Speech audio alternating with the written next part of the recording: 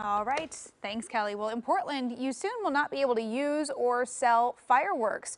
The city council unanimously voted to ban them this week, listing concerns including fires caused by fireworks and the impact they can have on pets. Sky lanterns are also banned under the new ordinance. It takes effect April 1st. However, fireworks are already off limits this time of year, so you won't be able to have them in the summer now, too.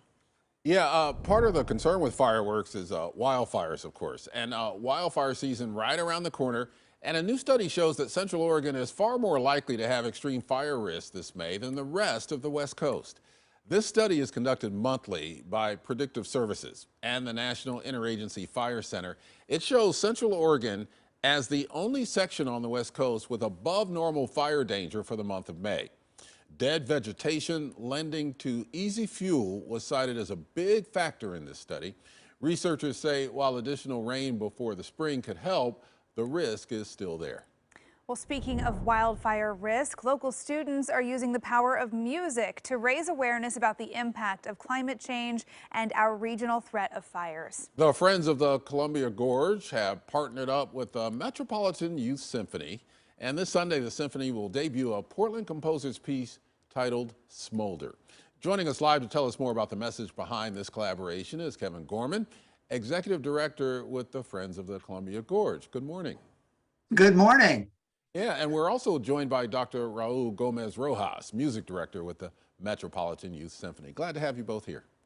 Thank you for having us. How did this partnership get started? What inspired this? Well, I think credit goes to Raul and the kids. They obviously have a passion for music, and they clearly have a passion around climate issues and the impact it has, the beauty of the Pacific Northwest. So they reached out to us, and we were thrilled to be able to connect with them and support them in sharing this piece. And so we'll be there when they debut it, and then hopefully we'll be able to get Raul and the kids out into the gorge to really feel the landscape, because I think the music tells part of the story, but getting out on the ground is a huge part of it as well. Oh, that's fantastic. So Raul, tell us about this piece, Smolder, and kind of how this project came to be. Sure, yeah. At MYS, we have close to 500 students in 13 different ensembles. So our older students, or most advanced students, are really advanced in their playing, and they're at a stage in their artistic growth where using music to speak up about what's important to them is front and center. And I know from talking to many of them that climate action is very important. They see it as a key to a better future. And specifically here, locally, the Columbia Gorge is such a treasure, and it's so important to them. So we're playing this piece of music by Andrea Rinkemeyer. It's called Smolder, and it is a reflection on the devastating effects of wildfires. We at MYS commissioned the full orchestra version of this piece, and it really depicts it. You can feel the danger. You can feel the power, and we're excited to share it with everybody. This is a piece. Andrea Rinkemeyer is a professor of composition at Linfield University, so they live here. She and her family, they're very familiar with, the value of resources like the gorge. Yeah, what is the importance of raising awareness ahead of wildfire season? Well, you were talking earlier, actually, both of the topics, mental health for teenagers and wildfires, right? And everything connects. For our students to use their music as a tool is very important, to have purpose behind the music making, and reaching out to Kevin and the Friends of the Gorge was just a natural fit for this specific topic, right?